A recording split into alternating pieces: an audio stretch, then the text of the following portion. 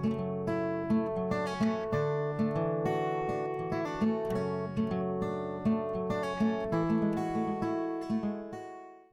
of all, why don't you tell us a little bit about um, the outreach ministries you've been involved in, from this place we heard about called Marcy that Ron talks about sometimes, you talk about, to what you're doing for the Lord in Knoxville right now. Tell us a little bit about the outreach ministries you've been involved in. Well, Pastor, it all starts with my relationship with the Lord. He changed my life. Outreach ministry isn't just something you would do like becoming a better fisherman or a hunter or a carpenter or a plumber. It starts from really deep within, passion within, in my love for God. And so it's more that than even a system or a method. You know, people ask me all the time, you know, what's your method? There's so many good methods, but that's not the key. And what happened at Marcy, and Ron and Shelley could testify to this, we lived that outreach ministry with passion. I mean, God showed me when He called me to preach that if I was going to be effective, there was two things, basically. There's a lot of things, and these aren't the only two, but the two big ones, two big rocks, was that I was to love God with all my heart, and I was to love people. I don't know what as far as what happened at Marcy, I got some coaching from some people that really believed in outreach, and I didn't have a lot of that right easily accessible to me, so I went to where they were, and I learned what it meant to run a bus route, and learned what it meant to have an outreach ministry, and it caught fire. I kind of related to when we started a Christian school. It was the same thing. I went to an ACE convention, and it was at that convention where everybody was on fire for Christian education that my fire caught. And I've been passionate about Christian education ever since. And so I went to a bus convention in Walkertown, North Carolina, believe it or not, many years ago. And the fire in that place kindled in my own heart. That's awesome. That leads me right to this first question I want to ask you. Do you believe every Christian should be involved in outreach, or is outreach just for those who have an outgoing personality, such as yourself? You have a very outgoing personality. Well, first of all, outreach should be a passion for every Christian, but I also have to quickly add, not all in the same way. You know, God wires us different. And I heard a great sermon years ago by one of my heroes. And the title of the sermon was, "I Like Your Style." This particular speaker that day was probably one of the greatest soul winners I've ever known. He's won thousands and thousands of people to the Lord. And so I went to hear him preach so I could find out what his style was. You know, I wanted to hear him speak so I could find out, I want to do what he does. But he kind of let me off the hook in a way. He didn't let me off the hook as far as soul winning, but he put me at ease. He really did. I'm telling you, it impacted my life permanently. And the idea was simply this: God wires each person uniquely and differently, and God will use you just the way you are. You don't have to become somebody else. You know, and you wouldn't want to be a Rowan Fay. You know, that would be tragic. But you know, really, I'm saying you can be you. But yes, you see, everybody should have a desire to make an impact for God. So when we refer to outreach, in our minds, we think immediately about our van ministry and about some programs that we're doing to reach out. But outreach is maybe more than that. Oh, it's much more than that. In the holiness movement, and I don't mean it boastfully, I say it almost, I don't even like saying it, but I've been told I'm Mr. Bus of, you know, because I just believe in it so much. And I'm pastoring a church that doesn't even have a bus. but we're doing outreach every day. And so I believe in the bus ministry as much as I ever did. I haven't lost it, Ron. I still have that passion. But my passion isn't for buses. I mean, I get goosebumps when I see a bus, but I don't think busing is really my passion. My passion is pre-Christians, helping pre-Christians come to know the Lord. And I pray every day, Pastor, dear God, help me to help somebody get to heaven.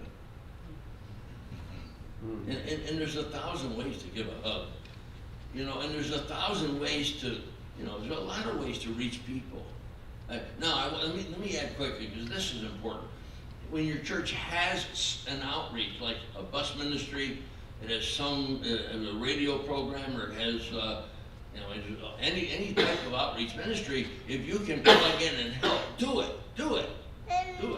But at the same time, before our feet hit the floor in the morning, we ought to start praying, dear God, help me to be a blessing to somebody today. That's good. That's good. So let me describe to you a person, and this is maybe someone in their 30s. They're married, they have kids at home, younger kids are in school, whatever. He has a job that takes 45, 50, maybe 55 hours a week. And then when he comes home, sometimes on Saturdays, I'm not thinking of anybody in our church, I'm just describing a typical thing. There's some other bills to pay, so maybe he gets a side job on Saturdays, mowing lawns or doing whatever. Maybe she's busy with the kids. And as a pastor, I look out and I see families come into our church on Sunday morning, and I say, wow, I'm just glad they're here. I don't care if they're 5 minutes late. I don't care if the kids have 2 different colored shoes on. It doesn't matter to me. I'm glad they're here. So when we talk about outreach, maybe that family in that stage of life is just thinking, man, we absolutely have no time, energy, or money to put into outreach. So here's a question.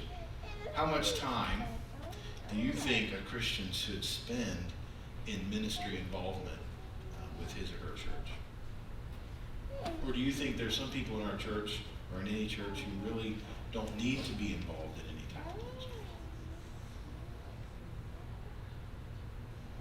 Well, I don't want to be hard-headed, but I don't know how you can really be, I don't know how you can be a wholehearted Christian and not care about lost people. I mean, I can't put those two together. So I think everybody should be involved, first of all. Not on the same level or in the same project necessarily, but everybody should be involved. Okay. Secondly, everybody should be involved all day long. All day long. We got to quit our jobs and Yep. Quit your get rid of our jobs. kids No. and adopt them out. Yeah, no, that's not what I mean. All day long, though, I am serious about the all day long. One of the songs that we were singing tonight had a key word in it. It's the word rejoice. I'm passionate about this. If Christians will rejoice, like the Bible tells us to, we're going to make somebody hungry for God. Yeah, I really believe that. And when God really got a hold of my heart and really, I mean, as a kid, I grew up in a great home, a godly home, wonderful parents, godly parents, prayed for me. I mean, I had every, spiritually I had a silver spoon, I mean, I had every, but I still had that wicked heart that everybody's born with. But when God really got me sorted out and got me, and I made up my mind, and I guess I do this with everything, in some things, maybe even a fault, but if I'm going to do something, I go full bore. I mean, in fact, my father got so disgusted with me one time, he said, Rowan, do you have to get so deeply involved in everything you do? He was so frustrated with me because everything I do wholeheartedly, and even go to a fault. But I love the fault. I mean, I'm not even trying to correct it because, I mean, I see some people, they can't get excited about anything. And I get excited if the sun shows up in the morning. I mean, and I'm glad, I really am, because I want the Lord to, I don't believe the Lord really has much use for deadbeats. And I don't want to be that. I want to be alive for the Lord. I go to a restaurant every morning for breakfast, not because my wife can't cook, she's a great cook, best in the world. But I go to that restaurant 6 days a week, between 7 and 10 after 7, every day of the week. I go there for one reason, and it's not to get breakfast. I happen to like breakfast and I eat, but eat pretty good. But, and you know, the waitress say, preacher, you want the same thing? Yeah, I don't even tell them what I want, they know. So I'm there a lot, but I'm there for a reason. Before I walk in the door, I'm praying, Lord, help me to be a blessing to somebody in this restaurant today. And I've had the privilege, and I'm not boasting at all, I have nothing to boast in, but I've had the privilege of going from table to table and praying with people. And, you know, I just, one of the fellows that I had breakfast with, he's there about every morning, and he's a born-again Christian, he's a Baptist fellow, but he really knows the Lord. I'm going to meet him in heaven. I don't know if you knew that about Baptist people or not, but Some of them, for sure. yeah. You know, a few days later, after one morning when I prayed with some people that were needed prayer, he said, you know, Pastor, I've never seen anybody do that before in a restaurant. And I did it almost without thinking. I mean, I did it. I mean, it was intentional, but Pastor, I'm going to get all choked up here. I live this. You know, I mean, when they say I live it, I mean 24/7. And I'm not saying everybody should be just like me. That I don't mean. But what I do mean is this: if you really love God and you catch the mission that God gave us as Christians, go into all the world and preach the gospel to every creature, then we ought to be looking for opportunities to connect with people.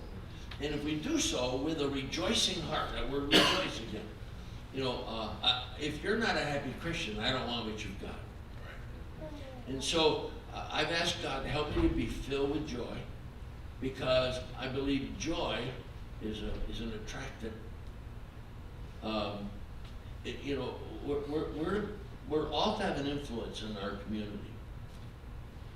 And I pray about that every day. Lord, help me to have an influence in my community. And you know, you mentioned my personality. I need a lot of help in my personality, really. I wished I was as good as you think I am. But you know, I will tell you this: God uses us just the way we are, if we'll really let Him, you know, use us. You got wonderful people in this church. This is a great church.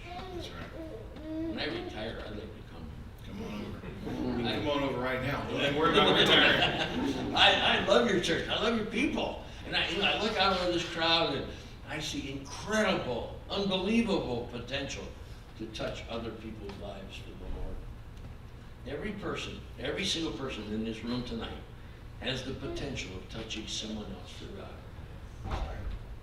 I don't like telling this story because it really hurts me when I tell it.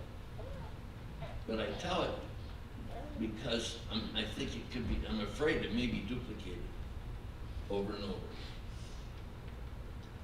I had a man in my church who was a vice president of a very, very large, prosperous corporation. This was many years ago.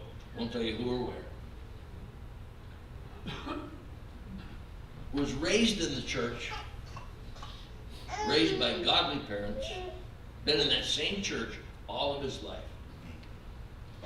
A good man, lived a good life.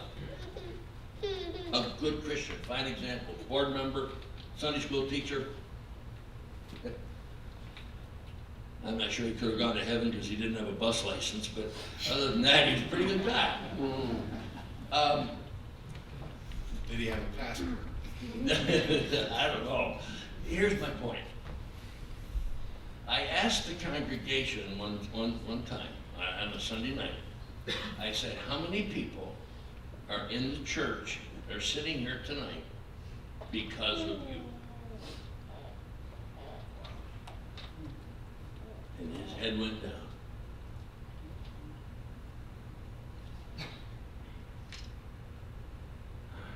I don't mean he wasn't Christian or wasn't saved. I'm not trying to unchristianize him. But I'm afraid that picture can be duplicated all across our movement. Good people that have been in the church for years, good people, clean living, solid people, and they pay their tithe, they love their pastor, they love their church, but no impact on pre-Christians. I no comprehendo. I talked to a man who worked with that same man for years in this large company. This other man started coming to church. God helped us to be an influence in his life, and this happened years ago, and to this very day, the second man I'm talking about helps my wife and I financially help support our ministry. We get a check every single month and have for I don't know how many years from this guy. But here's the sad part. When he started coming to our church and got saved, he said, oh, and he mentioned this first man's name. He said, I've worked with him for years. I didn't know he was a Christian.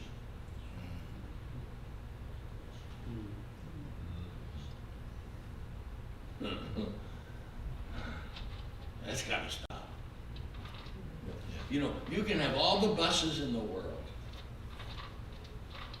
You know, you can do all the programs, there's all kinds of outreach programs, Vacation Bible School. I mean, there's a list a mile long. But if the people that know you don't know you're a Christian, your light isn't shining bright enough. That's why I like that word rejoice. My father-in-law, that was one of his favorite words. Judy's dad, he was a godly man. He was a layman. He won more people to Christ than almost any preacher I know. As a layman, he worked for the power company, the power and light company. He was never a preacher. He started 3 churches. He never was a preacher, never had a preacher's license. But he filled his car every Sunday with kids. And he won people to the Lord. When he died, at his funeral, we were standing up in front with the rest of the family, and it was almost funny. People would come up, and it was like a recording. They would say something to me. They thought this was the first time I'd ever heard it, and they would say, "Your father-in-law won me to Christ. Your father-in-law picked me up as a Sunday school kid. Your father-in-law brought me to church.